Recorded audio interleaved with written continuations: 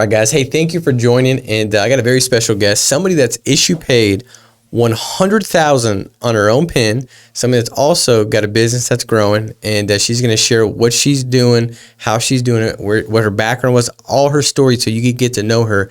And so, Yoori, thank you for joining. Give you a hug, but be weird. We get the mics in the way and stuff. But I'm excited to have you on. I'm excited for everybody to kind of lean in and hear your story, and then also unpack kind of what you did and what you're doing to go out there and see $100,000 in a month in paid business, which is a big deal. And I think what everybody will leave with is like, I think I can do this too, because you can. And so if you're sitting there thinking like, she's special, now I think she is too. Oh, no. Because I really like her a lot. But I'm just telling you, anybody can do this. And so you kind of talk about your background. Like, how did you, what were you doing prior to Family First Life? Let everybody know a little bit about you and your story. So first of all, my background is kind of all over the place. I majored in political economics, and then I ended up doing fashion for a long time, for over 10 years. And I was in charge of the design department and production and sales. So I was in charge of 3 departments, working like 12, 14 hours a day because I'm working with China, Vietnam, and I'm a workaholic and I'm a perfectionist. So it's not like the company made me work 12 hours, they have to let me go after 8 or 9, but I would stay. And actually I would make other people stay with me just because there's somebody needed to lock, the doors after I leave at like 11 p.m. And, it was all good. I love working. How did you get that? Was that just something that you were born with? Like just this desire to work? I'm super competitive. Okay. Yeah, I'm super competitive, and it just kind of drives me crazy. And then I sleep at night, and I think about what I could have done better, and it's just I go nuts. But I'm very happy that I found a channel to funnel it through so I can use it for positivity. This definitely helps with some good competitive edge. Yeah. And I just want to let you know, and take this for what you want, but Caitlin did write 130. You did 100. Yeah. So I don't know if you could do 131. The thing is, I didn't even do 100. I did 98. And okay. I was so mad at myself. Because you missed it by 2,000? 2,000, that's one policy. We rounded up, guys, so I apologize. You did 100. 98 was close enough. But Caitlin did do, I think, 130. So I just think that, I don't know. Yeah. I mean, if you want to be number 1, 131. I'm shooting for 150. There you go. I like it. But, so the change came for me when I was working, all those hours, and I was happy. My husband had to eat dinner alone every night because I was always working. But then my HR person was like, your salary's capped. I was basically getting paid more than every other person that was doing my job, even though I was doing the job of 3 people, and what am I supposed to take from that? Sure. There's nowhere to go. So, my husband has been in the industry for 10 years, and he was a captive agent at the big company. And I just saw the lifestyle that it afforded him. I would always be leaving the house at 7, and he's busy too because he made a lot more money than me. But it just kind of got me interested in the industry, and then I ended up joining a practice company, and I'm competitive, so I did okay there too. And the thing that just kind of stuck out to me was in 11 months I made in the bank 100,000. So then you get a special prize at that company and all that. Mm-hmm. It was very widely celebrated, and within my hierarchy I was the only one. And I was like, okay, something is not right, because people were here 4 or 5 years before. So you didn't like that? No, I didn't like that. How is 100,000 celebrated? I made that in 1 month here. See, that's a big deal though, because I think some people could be almost caught up in that and think man, I'm just excited to be here because I feel so great.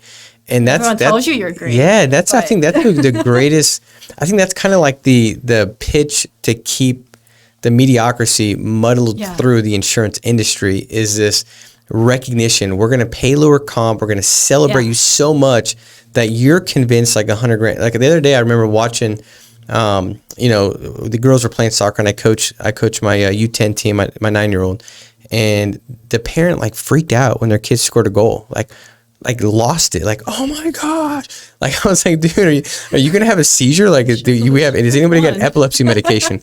And I said, man, the problem is, I said, listen, I love you. I love the excitement. But dude, if you celebrate like that, if she scores 1 goal, dude, she's never going to score 3. Never. Like you overdid it. Yeah. Like opposed to that's great. So you got so much more. I told you to be great. Like let's you know. And so I love that about you. Like it almost freaked you out. Wake up It call. wasn't exciting. Like what? Nobody made 100,000 in 5 years. Like what's going on? You know, like, and in Southern California, 100,000 in 1 year, you're broke. Correct. You know? Yeah. It's not.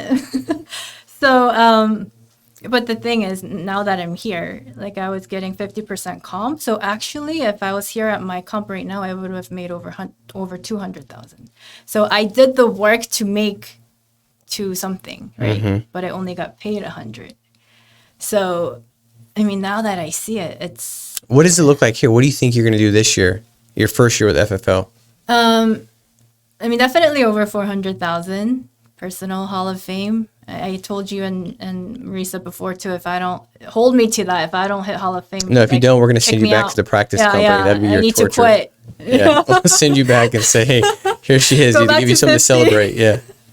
But I'm on course to, and of course I'm gonna I don't want to hit Hall of Fame by writing 400,001 cent. You know, like I don't want to like barely make it. So you want to crush it. Yeah, I'm shooting for a lot more, but definitely Hall of Fame. And I have some agents on my team now that are also shooting for that because they see everybody's numbers. You know, and so.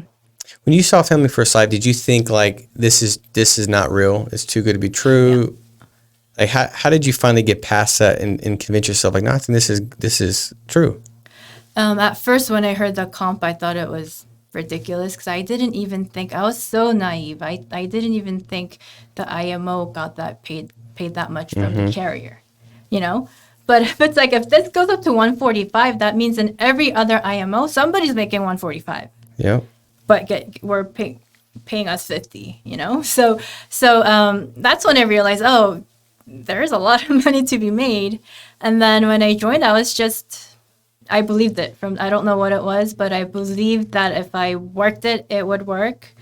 Because I had faith in the industry, and I know we're helping people. You know, I know this is for the good of everybody.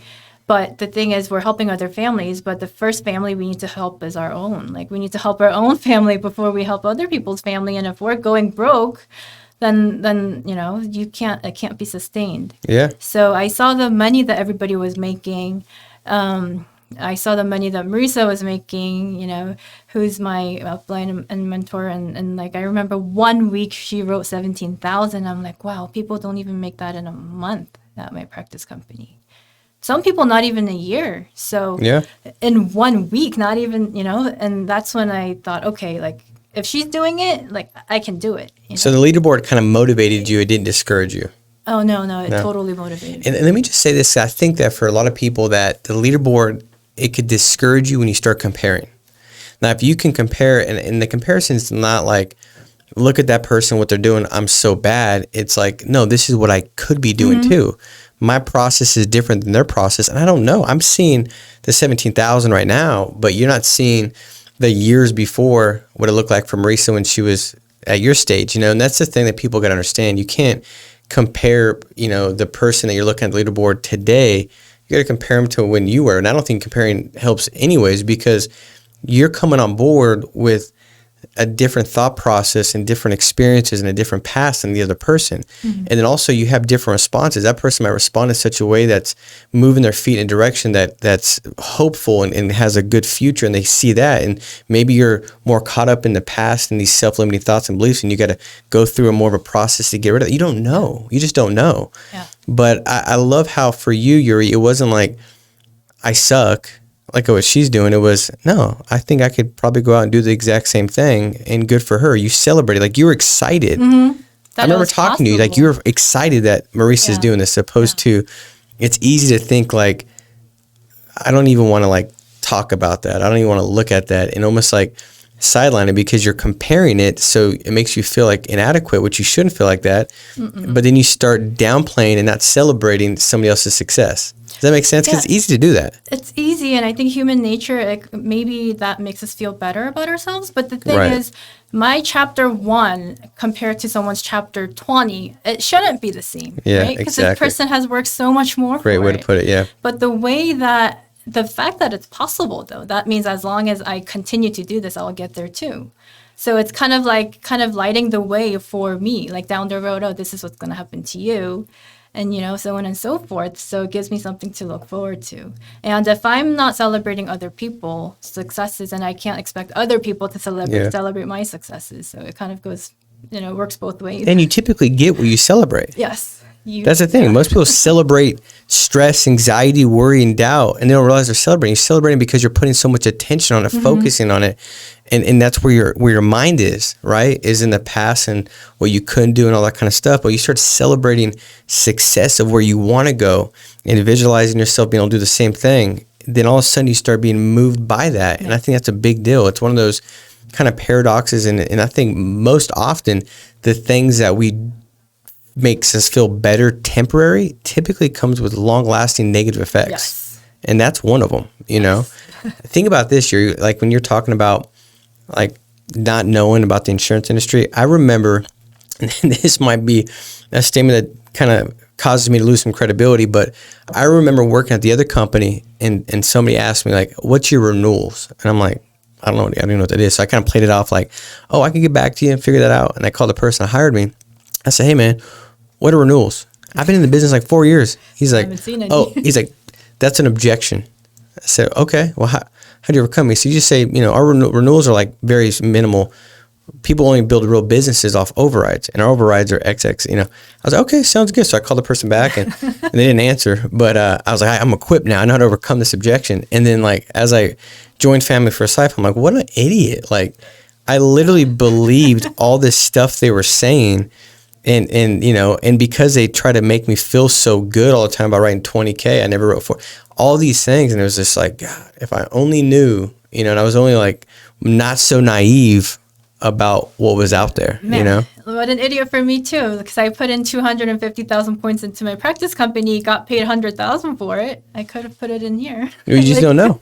You don't know. And that's what I was telling somebody here. I said, like, that's why you have to share the good news, because most people are in the same situation. You can't change what you're not aware of. Mm-hmm. You got to be brought into awareness to know, okay, this is what I need to tweak, adjust, and change. Yoori, where do you see yourself going in the next like 6 months, 12 months? And so I'm here at your office for the training and obviously this podcast, but somebody that trained downstairs maybe an hour ago, he was basically in FFL around the same amount of time as I was, and he has a much, much, much bigger team than me. And that just it doesn't make me feel bad, but I'm like, okay, wow. So now I know how to write my own pen, but now I need to build. And I wish I had done that from the beginning. I wish I had done both. But my focus was to just prove that this works. I think more for myself. So I've proven that. In the next 6 months, 12 months, 18 months, I really just want to build out my team. And I finally got my team name. It's FFL Focus, and I brought on my first staff. So I'm just ready to go. Like I'm ready to reinvest everything back into the business. Everything that people have been saying, and I've been hearing on podcasts and in person, reinvest into your company, reinvest into your business. I didn't really understand it because I've never hired anybody before, but now that I'm in the process of hiring my first person, I'm like, oh, that's what they mean. It does feel uncomfortable, I guess, but it's okay because it's September 9th today, and from 1st to 9, I deposited like 23,000 in the bank, like so far, and it's been 1 week. So I can reinvest, however much I need to, into my business. So my focus is going to be all about recruiting and all about building. And now that I've proven that this works for me, like I want other people to experience what I'm going through, and just help them kind of just redesign their lives. Hey, Yoori, was it kind of hard when you saw like $20,000 coming in an account in a week? Was it hard to kind of go from this feels pretty good having this kind of money coming in, my savings is increasing, I can see my account growing, to I need to invest and have my account go down so it could eventually go up much higher than it could have ever went to? Is that difficult at all? And if it's not, how do you develop that right perspective on it? I think for me, I don't think it's as difficult because, like I said, like I knew leads worked, and I knew if I did it, I can make save 17,000 a week, like Marisa. Like, so this is the same thing. Everybody's telling me you have to reinvest into your business to grow your team. So I'm gonna take it for what it is. Okay, I have to reinvest to grow. So if that means, like investing everything that I made in 1 week to the business, only means I'm gonna grow because I'm gonna believe what other people that have gone before me are telling me. So I'm excited. I wish, same thing with leads too. Like I get so excited when I spend a lot of money on leads because it means I'm going to make more.